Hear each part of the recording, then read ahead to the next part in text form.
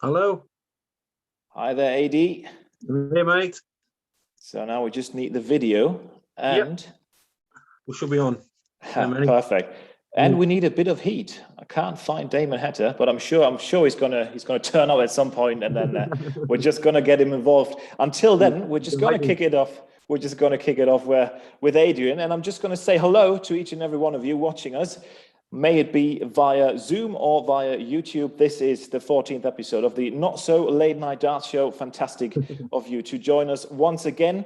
You know it by now, as most of you are regulars on this show. So you know the drill. If you're watching this via Zoom, you will get the chance along the way to get in touch with our two stars of the show. Hopefully, we're going to have two at the end of the show.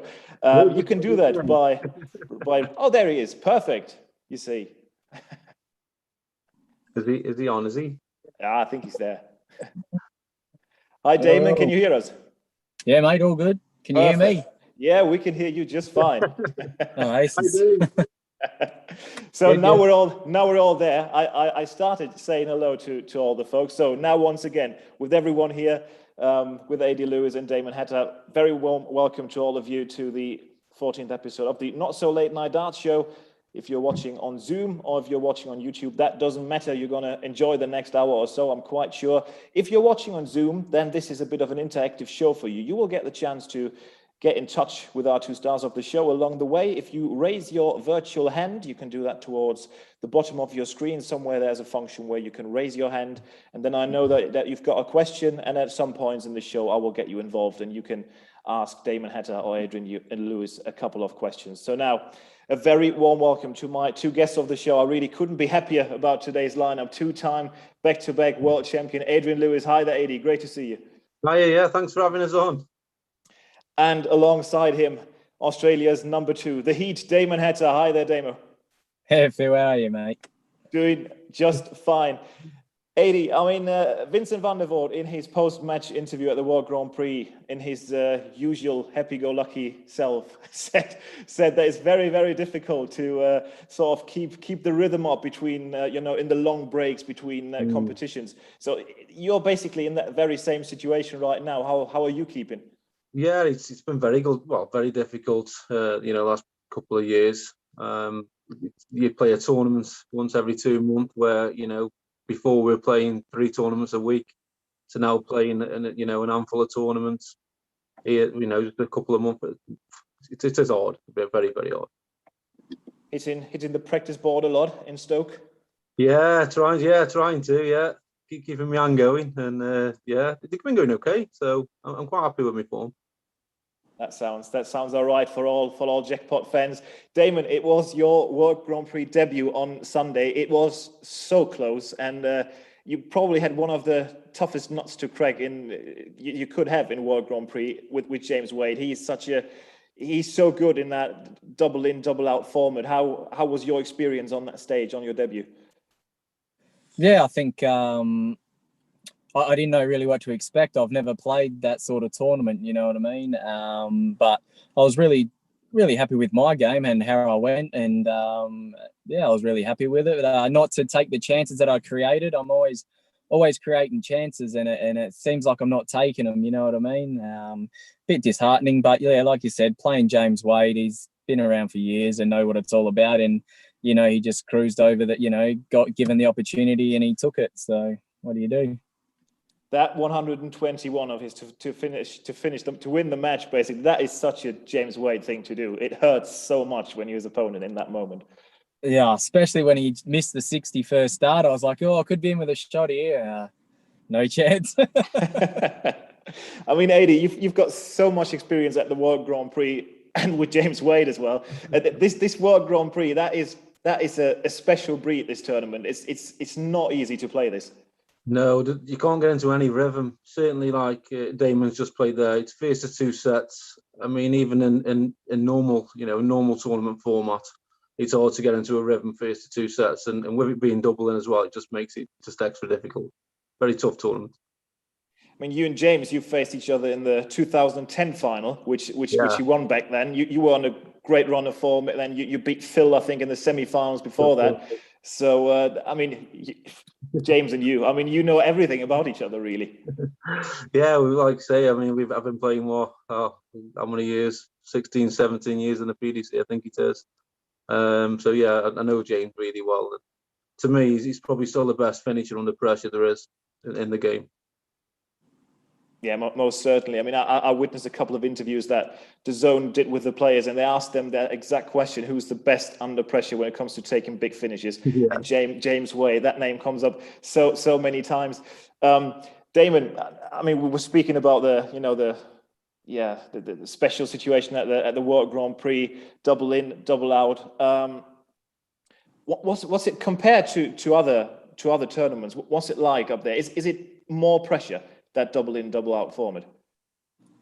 Yeah, but in the same sense, you know, the other dude's on the same sort of pressure. So for yourself to get off straight away, which I think I did all the legs, or might have missed one, I'm not sure, but I felt it just gave you confidence on like going in wasn't as much pressure as going out, so to say. I think going out, obviously there was more pressure there. But yeah, it's just something that I've never experienced, and I'm glad I played well, and I yeah, definitely looking forward to making it next year. You know, making it this year was a step again in the right direction for where I'm at. I missed out last year by like £500 or something, and that's from the tournaments I missed. You know what I mean? But to be in it this year, got that experience, and I'm pretty sure I'll be a reckoning in the next year for sure. I miss out on £500 so many times I can't tell you.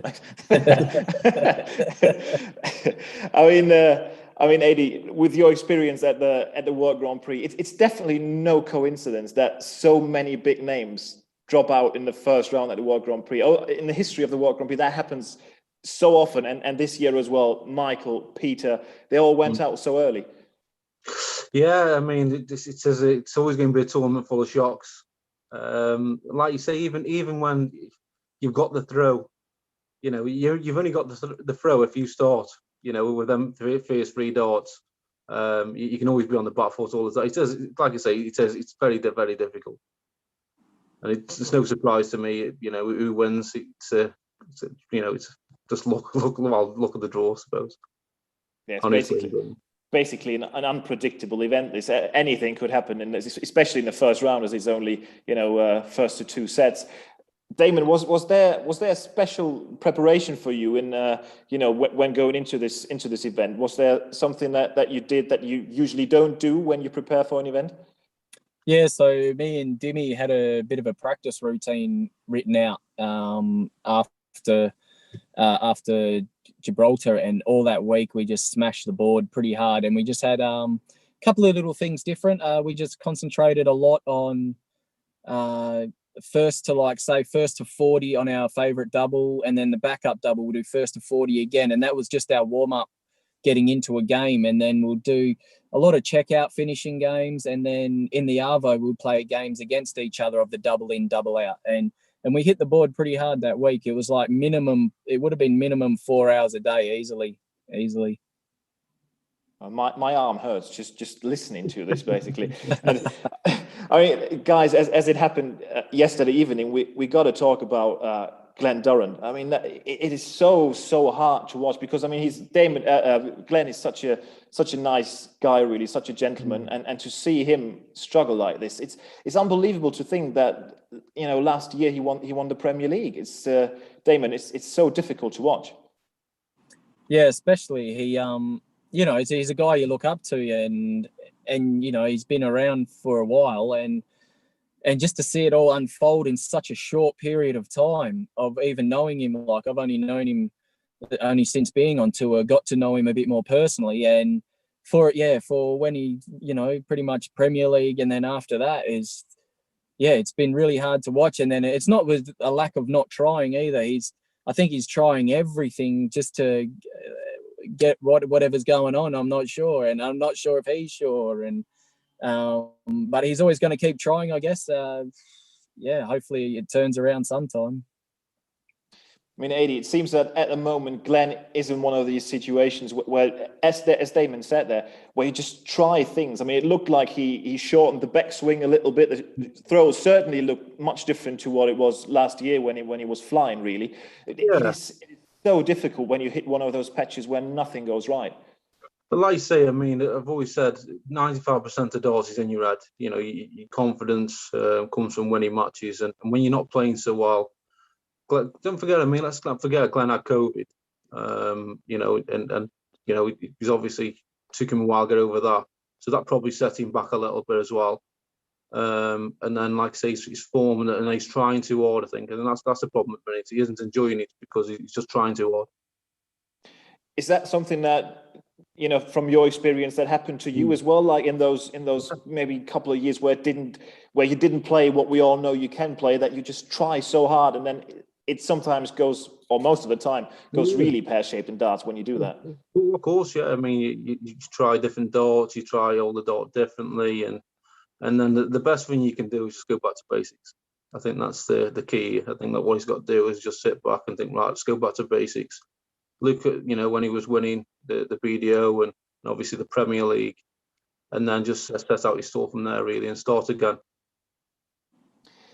Damon, I mean, since you had your breakthrough really in PDC, we saw you playing well, we saw you go up and up and up. But were there like patches or spells in your career where you felt like, oh my God, I don't know, I better pack it in or something?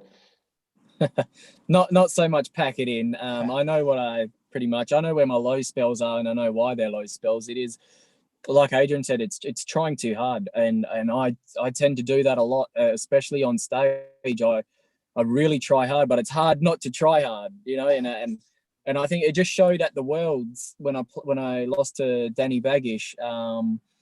I went up first. I lost first 2 sets because I was trying really hard, and then you can just see that I've sort of let go.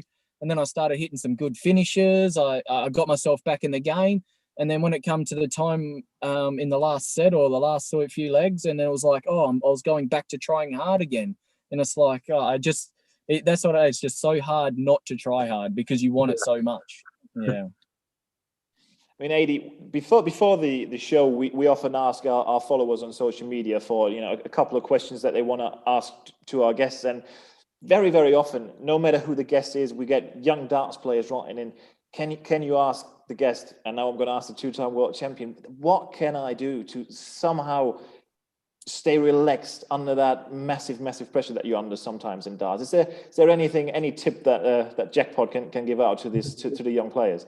Yeah, but basically what you've got to try to do is just try to keep calm and enjoy it.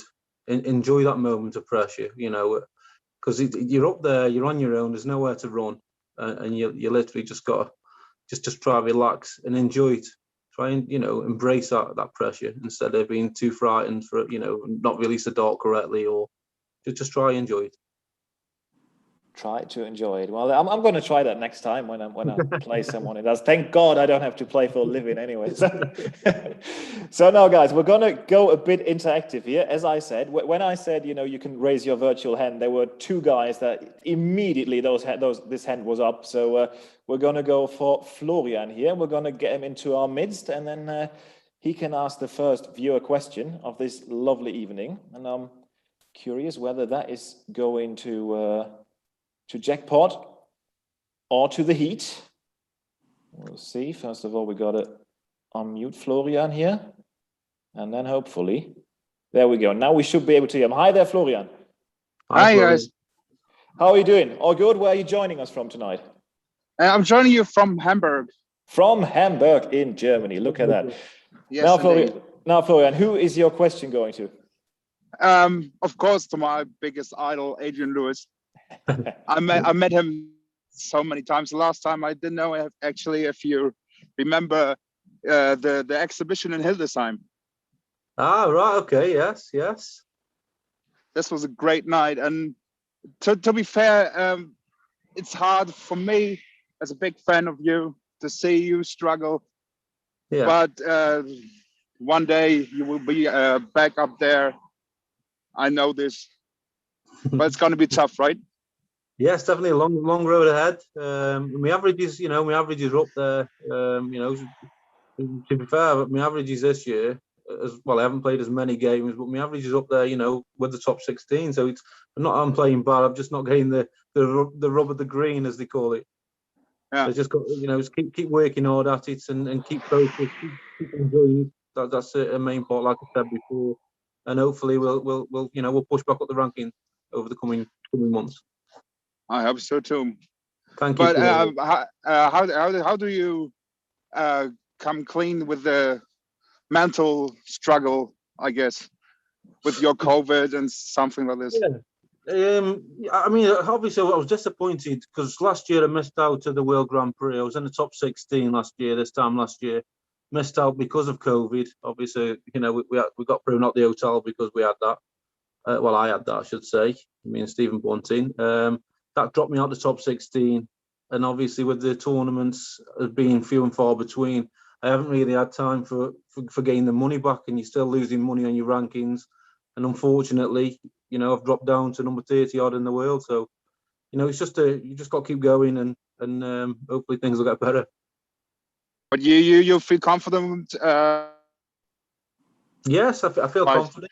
Yeah, I do. Yeah, I feel confident. Like I say, I'm putting the work in. So there's no reason I can't get back up there. No, of course not. But do you think? Florian, how many questions? That's the last one, though, my friend. Just one question. Yeah. Maybe to Damon as well. Do you think it's harder to get up in the order of merit like the last 3 or 4 years, because the players are so stuck together with the averages of the games? Yeah, maybe 81st and then Damon. Yeah.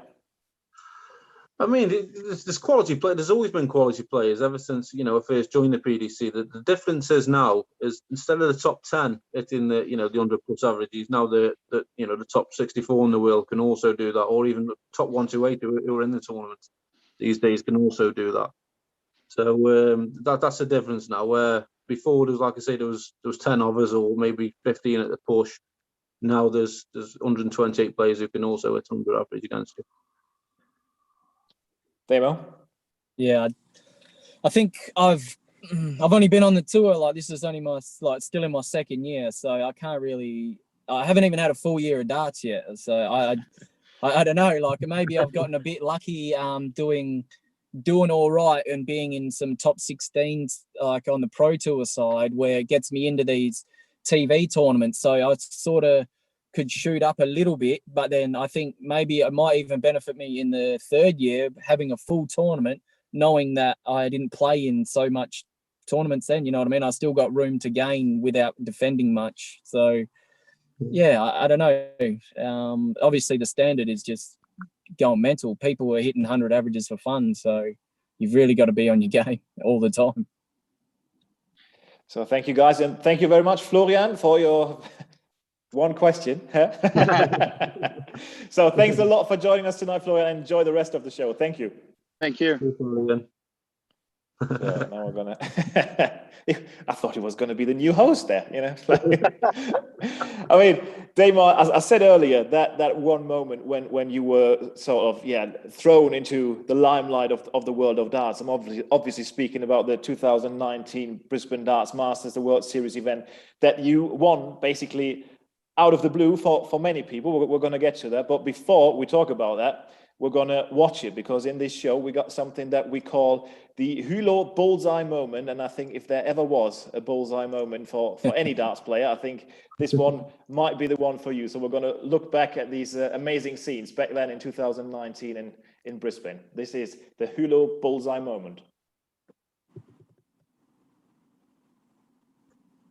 Damon Heta, you have 32 to become the Brisbane Masters champion. They can't believe it. We actually can't believe it, but I tell you what, it's real life. Dreams, what dreams are made of.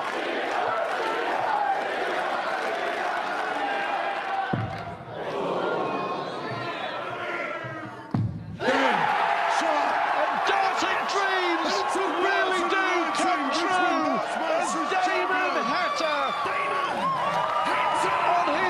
22nd birthday with the biggest win of his life on one of the biggest stages in World Series darts. As we now crown our winner, receiving the magnificent trophy, and for the first time in his career, we crown him the Brisbane Darts Master. Ladies and gentlemen, the DPA #1, the Heat, Damon Heta!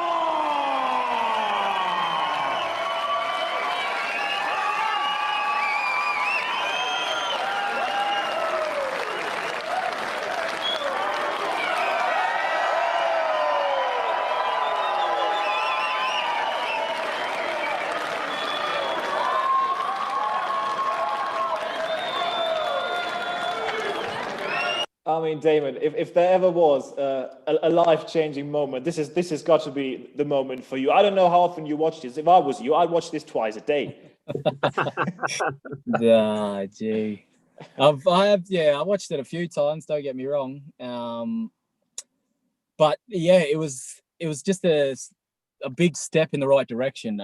Obviously, like, I was already heading, my thoughts and everything was planned, you know, a year before then, was to come and be a professional dart player. So for me to get that just really, I don't know, like really established it. I won a big tournament just the week before that, the Australian Open as well. So I was already coming in with lots of confidence. You know, and these boys that came over from the UK and just fresh off the plane, you know, they probably would have had a bit of jet lag. I mean, it wasn't, I didn't hit high 100 averages or anything that I was doing, but I was taking my chances that whole tournament. I just took my chances and ran with it, and I was just flying really high. Yeah. Just in the moment, I guess. I mean, Adi, that really was the moment when, the darting world, all of us really got to know Damon Heta. That for us, it came kind of out of the blue, really. Yeah, that's correct. Yeah, I mean, like I said, I'd never heard of him before, I'd looked on the internet and I thought, who's this guy? But yeah, absolutely fantastic. You know, to turn up there and do that like that is brilliant. Well, Damon, I said it was a surprise to us. Actually, one man in the darting world wasn't surprised. I remember in 2019 European Tour event in Leverkusen, Paul Nicholson said on commentary, he said, and that was in March, by the way, so a couple of months before you won the event, and he said, keep an eye out for Damon Heta. Well, actually, he said Damon Heta, like yeah. So he knew back then. Yeah, I never put my mind to the darts in a serious aspect. It was always, I always had a good business and house and, you know, all life problems. That was all in good motion. So I've never really, until, like I said, that year before then, I've just gone, you know what, I'm going to give this DPA, like the Australian Tour, a full crack and give it my 100% practice, all that bizzo. And it was like, unless I win the DPA to come over to the UK and give it a crack, that's, you know, that was step number one, was just to win that before I think I could be, you know, I think you have to do that to know if you can come over and mix it. And I was just playing, I don't know, I think I was playing at a better level, at least 10% better than, you know, most of the people back in Australia at the time. And like I said, come with all these wins comes a lot of confidence, and I think that's what really got me over the line. I had a lot of support. I had Kyle to show me the ropes. Pretty much he eased me into the next step from Brisbane Masters to coming across and playing in tournaments, and then going from tournaments into Q school and then straight into the Pro Tour. I just felt it's like he made me feel as if I was been there already for a year. You know what I mean? He just So I think just all the help as well.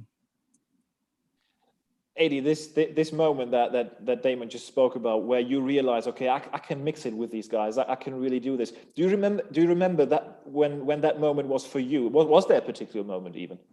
I can remember watching. I mean, I only just really got into darts then. I didn't start. I was a late starter. I didn't start playing darts till I was 17 and a half, nearly 18. And I can remember watching it. I was watching the UK Open. And I thought, I'm better than half of these here. I thought I can beat these. And then a couple of years later, I was in it. So I mean, Damon just spoke about all the help that you get from other people as well. I mean, he mentioned Carl Anderson. For you, obviously, that special person in the early years of your career was Phil Taylor, and a lot of people keep asking, what's the relationship nowadays like between you and Phil?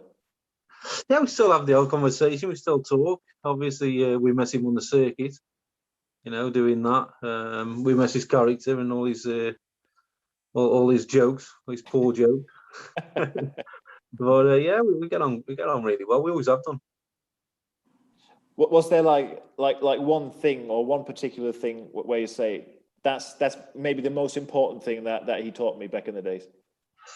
The most important thing, I mean, back in the day when I first started, a lot of them had to go have a few drinks after they played the tournaments. They go to the bar, have a few drinks, and feel rough the next day. So I think that the most important thing is make sure you rest up. I think that, you know, make sure you've done what you've got to do practice wise, and get an early night and get ready for the next day, the big day. That's where you can earn a living.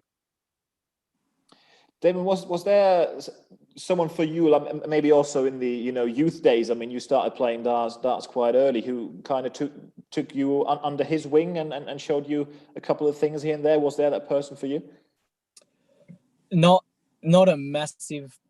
Oh yeah, I don't know. There was just in my team, in my like local team and stuff. I had always the fellas that I'm still obviously still friends with now, close friends, and they always coached me along the way. You know, they were always in like state teams and stuff like that. Obviously Kyle was one to look up because he went on with the juniors, and then he was in the seniors really early, and he did really quick. You know, he developed really quick, but that's from playing from a very young age. So I always looked to him, but yet I just had people that were around me in good spirits of thing, you know. And then we had the only top players that I could remember would be like Graham Hunt, who lived where I lived. You had Tony David, who won the 2002 and four, yeah.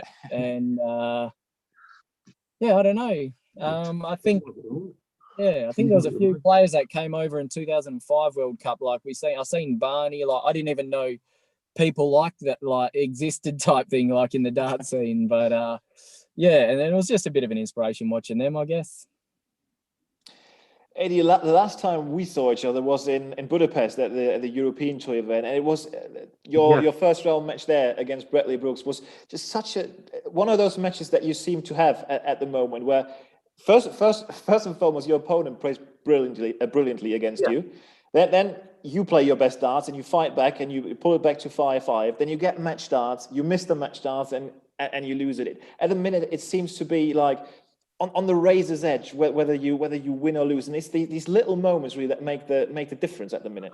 That's right. Yeah, that's how like I say, that's where you get your confidence from, is winning. Then them tight battles. If I look around at most of the other averages during the first round, they were a lot lower than what I averaged.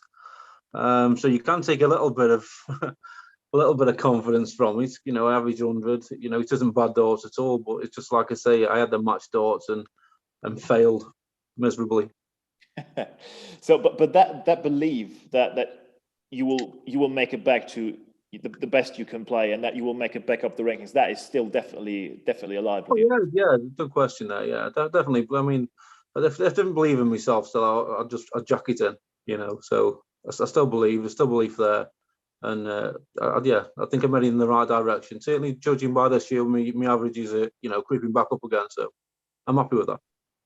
I mean, just to show you that, Adrian, the role that you still play in basically in our daily life here at the PDC Europe headquarters. I'm going to quickly get rid of my virtual background here. I'm going to show you where I'm sitting. Look at that. There we go.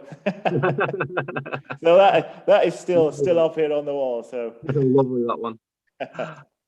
I mean, Damon, although AD now for a couple of years has not been playing what we all know he can play, that is still Adrian Lewis. Anyway, is one of those names you don't want to see in the draw. You want to get around him somehow. Oh, obviously, you can just get on a roll and whitewash you. You know what I mean? And but I think we've only played the once, Yeah. and man, my heart was beating from the start, just knowing, just the name. You know what I mean? And I had to play I had to play me best, to be fair, and it was a cracking game. You know, it was 180s and 177s, and checkouts. I don't think like either of us probably even missed a checkout. I'm not. Yeah, that's all I remember was a 6-5, and and my heart was out of my chest. I looked that up before the show, actually, how many times we played each other. It was a 6-5 at the Winter Series, and I think another lucky player. You got to take them when they come. Remember that game? It was a good game, that was. I mean, Adi, we were speaking about Budapest. I mean, no matter how what happens, really. I mean, the support that you get from the fans as well. Whenever that music hits, and we play your intro, and you can kind of feel the buzz around the place. That is not going away. The Jackpot Army is still out there, definitely. No, that's it. No, they're brilliant. Like you say, it was first time I'd been over there. What a fantastic venue. It was brilliant. I really enjoyed that. Apart from the result, obviously. yeah. But it was a cracking event. I mean, it was a great return to the European tour. And speaking of returns, we should maybe be returning to one viewer question or two. And we've got Marcel, who's got his hand up, and just like with Florian earlier, we're going to get him into our midst. Then he can ask a question. Good evening. Or four. Hello. Hi there, Marcel. How are you doing? I'm great. I hope you're doing great as well. As good as can be. That's nice. And unlike Florian, who really took his time to ask a lot of questions earlier, I think I've got a short question to Damon. Here we go. Is there one particular PDC tournament you really want to win in your career? Besides the World Championship, of course. I was going to say, that's an obvious one. I think I would love to just be involved in the Premier League. To win it would be obviously massive, but just to be involved, I think would be really great. Just something to put on as a career, because not everyone's going to get in the Premier League. You know what I mean? It's only 10 people. So I'd love to be involved. That's true. That's a good pick. Mm. All right, certainly, thanks for your answer. And a very good question as well. Thank you very much, Marcel. That was short and quick. Yeah, tried my best. Yeah. Thank you, Marcel, and thanks for joining us tonight. Enjoy the rest of the show. Salzburg, Philip. Have a nice see you evening. there. Definitely. See you. Bye. Bye. Ciao. There we go. And there's one more hand up, but Mugga, listen. I saw the hand. Keep it up there. I've got something planned for you later on. We're going to test your darts knowledge maybe a little bit later on. If you're confident, keep that hand up, and we'll see what happens. So, guys, as a couple of the viewers might have seen, originally the plan was to have Adi here alongside John Henderson. First of all, thank you so much to Damon to come on the show at such a short notice. That is much appreciated, Damon. Thanks a lot. No worries. Too easy. And if John had been here, we would have spoken a lot about the World Cup, obviously. And speaking of the World Cup, Adrian, a lot of happy memories there for you at this particular event. Yes, it was a great event. That I really used to enjoy that. That's a very, very difficult tournament playing as well. Also, because that's the only tournament where we play pairs. Obviously, don't want to let your opponent down. Your colleague down, I should say. And obviously your country as well. It's everything's on the line in that one tournament.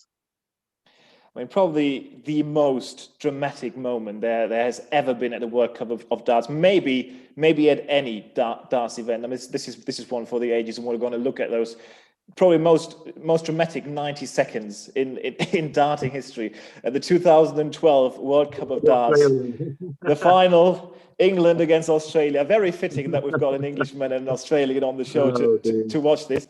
But we're going to have a look at this. And, if you've got a heart condition, leave the show now.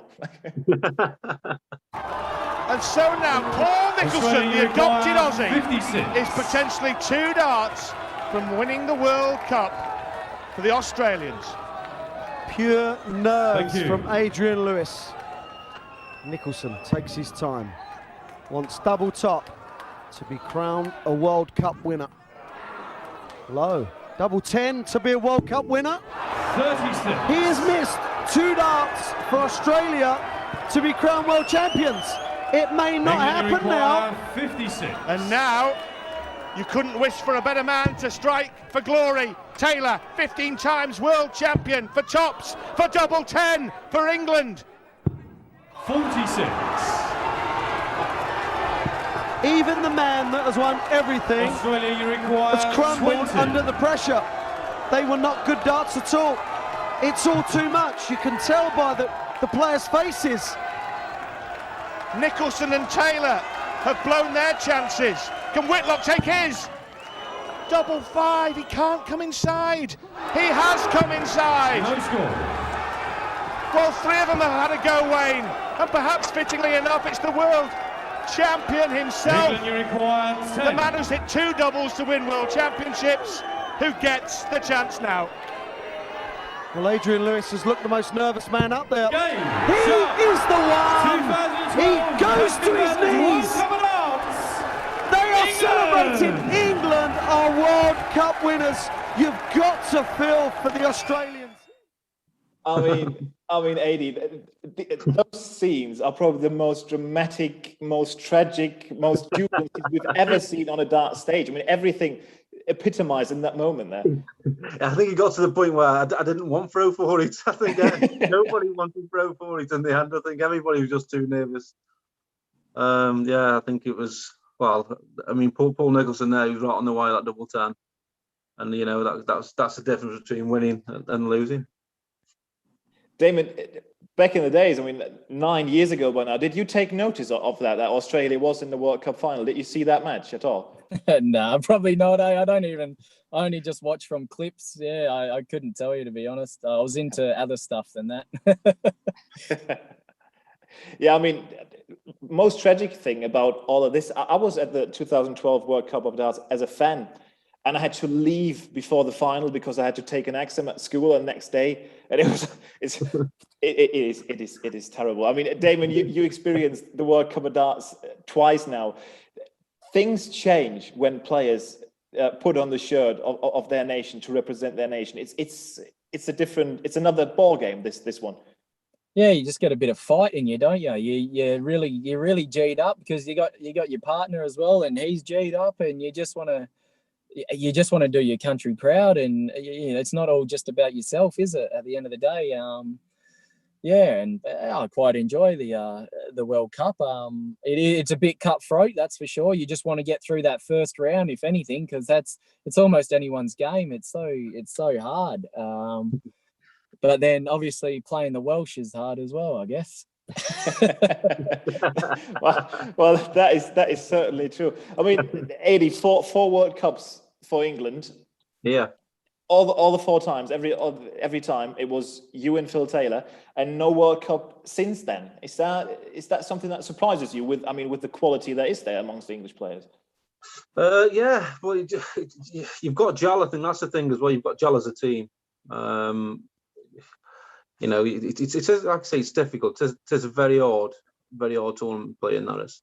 But like you say, you rely on each other, and sometimes, like me myself, sometimes I was rubbish, and then sometimes Phil played a bit rubbish, and then it's about just helping each other out. And when you know, if I lost, Phil would win, or if Phil lost, I'd win, and that's you know, it's a team game. Very difficult. It certainly is, and I mean there were so many special moments, but you know, we all remember this little 20-second clip here of Adrian Lewis actually when they won England's last World Cup, just after they had won, and Adrian Lewis has got the moves.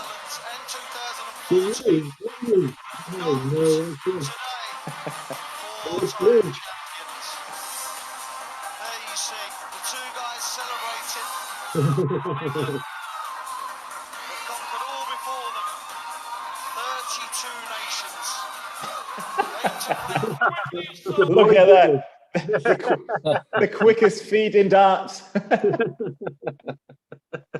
Do that quick, I didn't see him. Yeah, it was like the Flash and not Mark Durbridge. I mean, this is the emotions. I mean, the outpour of emotions at that particular event. It's extra special because, as you guys said, I mean, you don't only win it for yourself, but you win it for your country, Adi.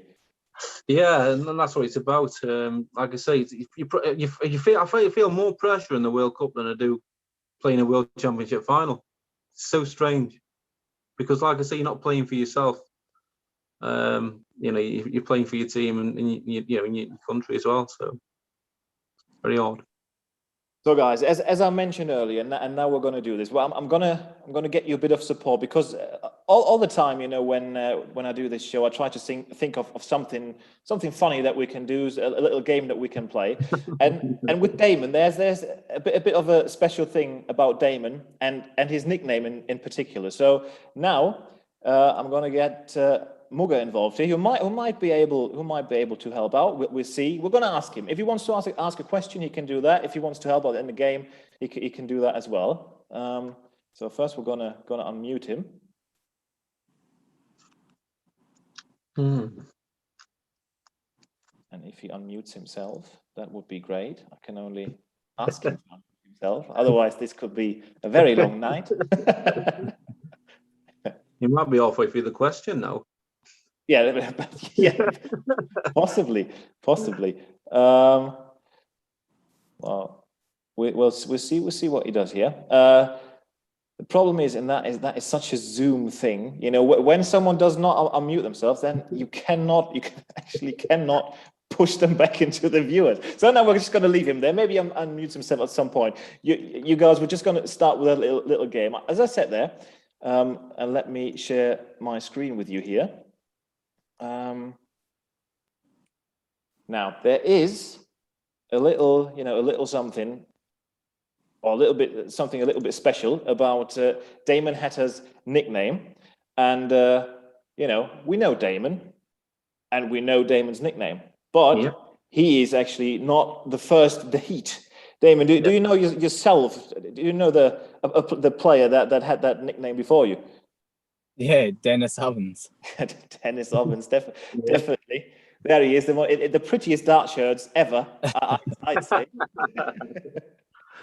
Actually, Nico Cords recently, he got himself a new shirt, which looked a bit like Dennis Ovens style, but you know. So, but there are actually a couple of other examples where darts nicknames have been reused or used by two players at the same time. And guys, let's go through them here. As I see, our guest has left the building. I think he was probably scared of the competition that he's got. He is very fierce, two darts pros.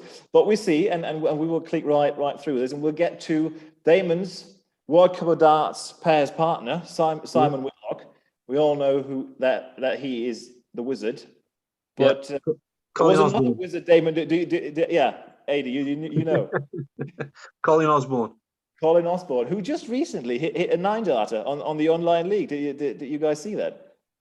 Yes, I've seen it. Yes, I've seen it on YouTube. Funny enough, yeah. Nice seeing him back playing well. Great play, Cole. Yeah, as well. Changed the throw a little bit, but he was probably difficult to play, Adi, as well, because he was very deliberate in his throw. He took his time, really. Yeah, he was very deliberate, like you say, but he was very consistent as well. He was a big scorer. He's a great player, Colin. Certainly, and you know, I mean well, this one is actually I think this is the only one where things got a bit spicy. I mean, we know the one and only king, you know, but he was, and you know, until obviously Damon, you know, I mean, your fellow countrymen. Oh, can be. Until this fella came along. I mean, Corey Cadby as well. I mean, the short amount that he spent on in or around the tour. I mean, such a massive talent, Damon. Yeah, he just. But he was on the year before I even thought about doing the darts, and he was just carving up. You know, he was hitting 100 averages in Australia against, you know, people that weren't pushing him, or people were pushing him, and he was still crazy talent. but now, yeah, I think that, you know, he had the biggest window open to really push on, and now, you know, it'll be a big struggle for him to come back into it, I think. Certainly, most certainly. Well, guys, I've got an idea now, because I've got 2 examples left here. I've got 2 examples left, and Marcel has raised his hand again, and he was so quick with his question. I kind of want to reward this, so we're gonna get him back into the mix here, and the next 2 examples we're gonna ask him, and if he gets them right, I'd say he might deserve, you know, an autograph of Jackpot and the Heat. Can we get that done? Of course we can. That sounds perfect. Marcel, Sure. Now there's pressure on. Now A lot of pressure. the pressure's on. It's about 2 autographs of 2 of the best darts players in the world. Do you feel ready for this? I think I'm ready. Yeah. I think I'm ready. Well, we're gonna check this out, because it would have been boring to continue with AD and Damon, because they know surely. Well, you know, 2 examples left. If you get them all right, Marcel, you get autographs from Jackpot and the Heat. Now then, let's check this out here. Where are we? Can I just? Yeah, there we go. Now we all know Gerwin Price, and we all know Gerwin Price's nickname, the Iceman. But Marcel, do you know another Iceman? Yeah. Can I give the initials? Yeah, you can. AWL. And that Alan Warner Little has to be. No one else has that initials. 3 initials. Oh, hello. What a little hint that you gave there. Of course, it was the former World Grand Prix. Otherwise, I wouldn't have got this one. Thank you. But you know, we want to make people happy here, Marcel. We don't want to let you leave without autographs. But you know, the last one is a bit tricky as well. If you've watched the latest European Tour event, you might just know this. We know Keane Barry from Ireland, and do you know first of all, do you know his nickname? Dynamite, yeah. There we go. That's Dynamite. But which player shares that nickname with Keane Barry?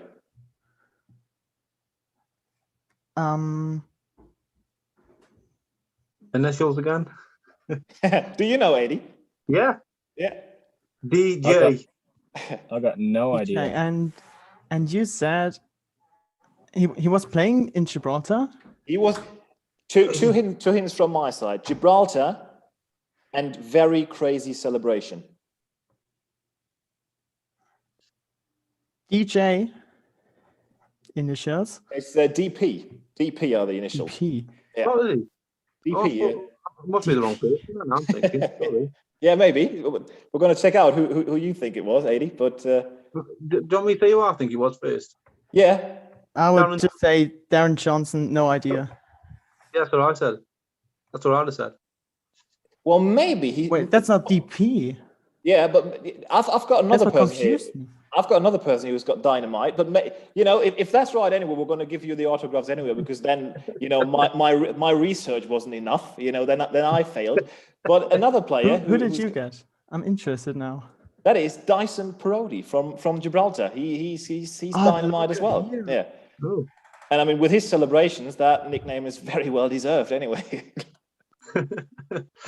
So a bit of darts trivia here on the Not So Late Night Darts show. Marcel, my man, I mean, we've got your mail address anyway, because you registered for this, and I'm going to get in touch with you, and we'll make sure that those 2 autographs from the Heat and AD Lewis they will go in your way. Okay. Thank you so much. No worries, Marcel. No worries. Thank you very much for participating, and enjoy the last 11 minutes of the show. I definitely will. Thank you. Bye, Marcel. Bye. See you soon. Bye. Bye. There we go. You messed up the research. What can you do? What can you do? So, fellas, what we're going to do now is we're going to, quick left turn back to the, or U-turn basically, back to the World Grand Prix. We were speaking about the big names going out. I mean, one massive incident there was obviously Michael van Gerwen against Danny Noppert, and the allegations made by Noppy towards MVG.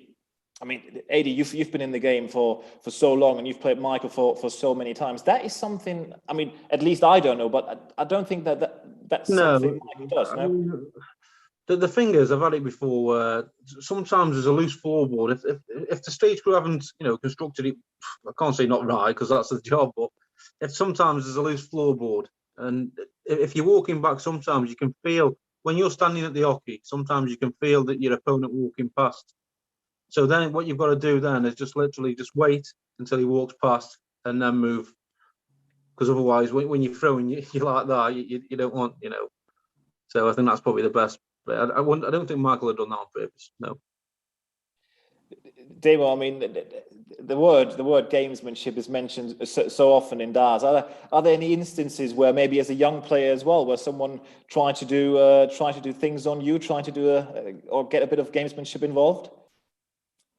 You just hear sometimes, they're just yibbering on behind you, or it's a click of the darts, or it's nothing really sticks out at me to make like I've never made a big incident about stuff like that. But just to iterate on the stage, I could feel James Wade walking back. The same deal that the stage wasn't sturdy as it maybe probably should have been or not. But like you said, you just wait for him to come back behind you and then go again. So yeah, there was a little bit of a wobble that I could feel myself, but I didn't. Yeah, I'm one of them just to let things not get to me, not get to me, but not. I got a lot of tolerance in the game, so to say. Like, someone could be doing something on purpose, and I wouldn't even know. Like, I'm that guy just to let it go and play my darts, because in my head, I think if I react to something like that, then I'll probably turn to water throwing darts. You know what I mean? I mean, Adi, you started in a different age of darts. Let's say, I mean, back when you started playing, there were a lot of the old guard really that learned to play the game in a different fashion. Let's say. So I think you had your fair share of moments when that might have happened to you, something like this.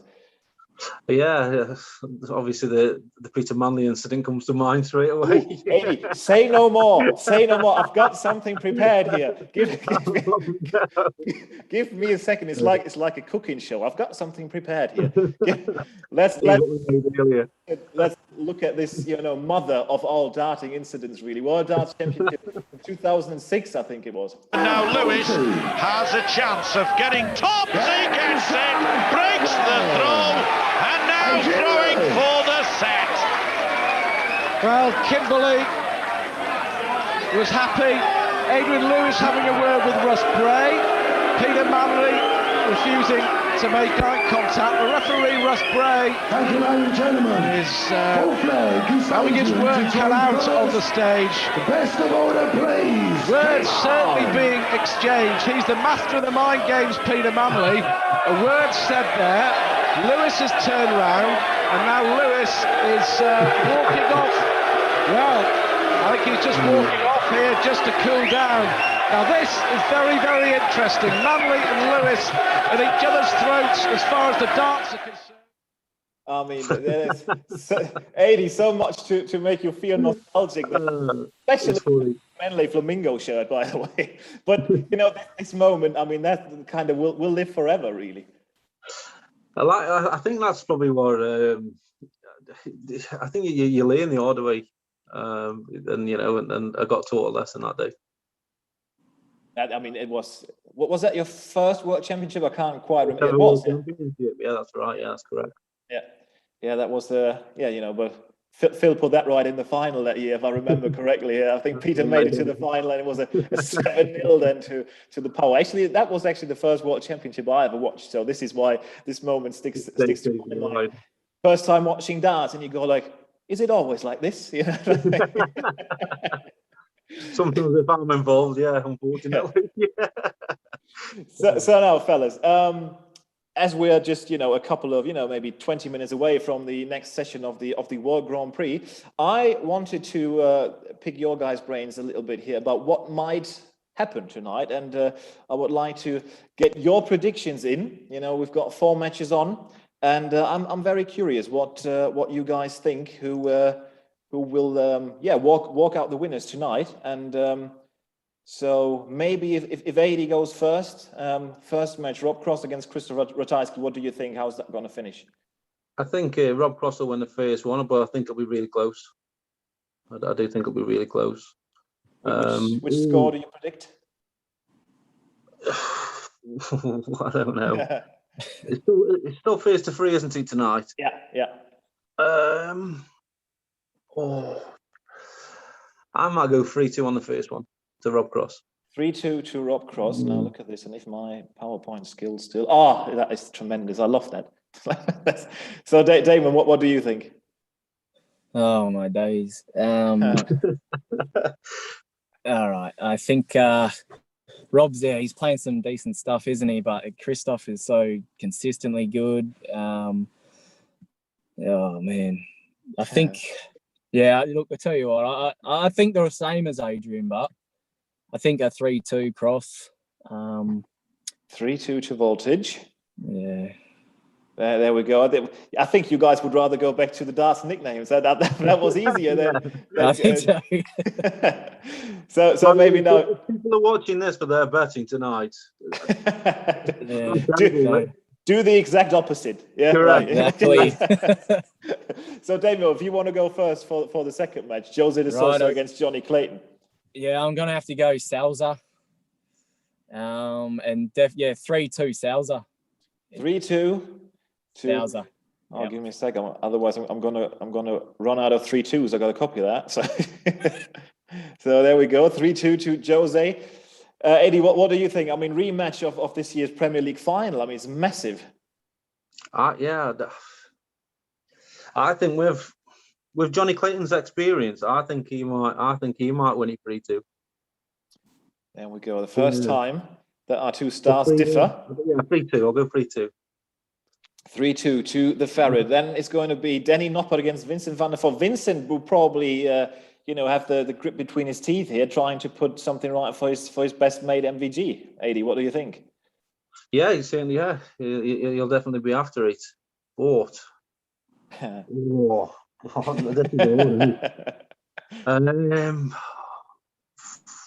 against Van der Voort. Because Danny's playing really well, and Vincent's form's that's been quite steady as well. So, do you know what? I think with Danny Noppert's pace, I think he can dictate the pace of the game. So I'm going to go with Noppert 3-1. 3-1 to Danny Noppert. Was that what you were going to say, Davo? I was gonna. But let's do a. Let's go 3-0 Noppert. Ooh, hello. There we go. That's a bold Change claim it up there. a little bit. Now, Damon, the last one, Ian White against Darius Labanauskas. 3-1 Darius. 3-1 to Lucky D. Oh no, that would be to Ian White. I need the other one. I need that one. There we go. And AD, what's your prediction for this final match of this evening? Well, obviously, White is a good mate of mine. Stokey connection. Correct. But the thing is, with Ian, obviously, he hasn't been playing. He's been the same as me. So he's come in. We're not playing the tournament for the last couple of months. He looks a bit iffy on his double the other night. But I'm still going for the Whitey win 3-1. Come on, Whitey. 3-1 to the Diamond, Ian White. Well, I'm gonna save this, and then we'll see in the end tonight. We're gonna compare your predictions to what actually happened. I mean, you spoke about that Stokey connection. I mean, Stoke-on-Trent, that used to be, maybe still is, like, the place for darts. I mean, so many great darts players from Stoke. You obviously, Phil, Ian White, Ted Henke, Andy Hamilton. There's got to be something in the water in Stoke. Yeah, the thing, what it says is we aren't the richest of blazes. So for darts, it's quite a cheap way. It's cheap sport, isn't it? Really. So I think that's probably why. That's probably why we're after. Most of us spend most of the time in the pub, I think, as well. So now we know how Adrian Lewis got into darts. But Damo, how as a final question maybe of the night, how did this darts journey? How did this start for you? When did you first come in touch with darts? My parents played pretty much most of their lives. And then they needed a fill-in one night. I just went and played in like a summer comp, and ever since then, I went to juniors and just went on from there pretty much. So I got pretty much my parents to thank, I guess, because I was good at a majority of sports, and I was a really sporting family. You know what I mean? All weekends were full of sport growing up. So, but darts is obviously just taken off for me. Well, it certainly is. It certainly is. And there's one more thing to finish things off that's been written in the chat here. Adrian will 100% make it back to the top again. That's what one viewer put in there. So if that is something. Is it that one saying that? I don't know. Did you pass on the link? So now, guys, I mean, as per usual on the Not So Late Night Darts Show, 1 hour goes by so quick. A massive thank you, obviously, first and foremost, to my two guests of tonight, Adi Lewis. Thank you very much, Adrian, for joining us. Thanks for having us. And of course, the Heat, Damon Heta. Damon, thanks so much for joining. Yeah, cheers, mate. Enjoyed it. And of course, to each and every one of you who's been watching tonight, whether it was via YouTube or Zoom, appreciate each and every one of you, clicking the respective buttons to register for this and to join us. And I can tell you now that the next episode of the Not So Late Night Darts Show is going to take place on next Tuesday, and it's going to be a European Championship special. Very, very special, of course, for our German viewers, because it's going to be an episode in German. Florian Hempel and Gabriel Clemens, the two German starters, are going to be there. And maybe, with a bit of luck, we're going to get Mensur Suljovic involved as well, who's going to have his home European Championship in Salzburg. On the weekend after the coming one. So, guys, once again, thank you so much, Damon. Thank you so much, Adi, for joining. All of you, have a fantastic night, and I'll see you guys soon. Thank you. All the best. See you. Bye-bye. Bye-bye, guys.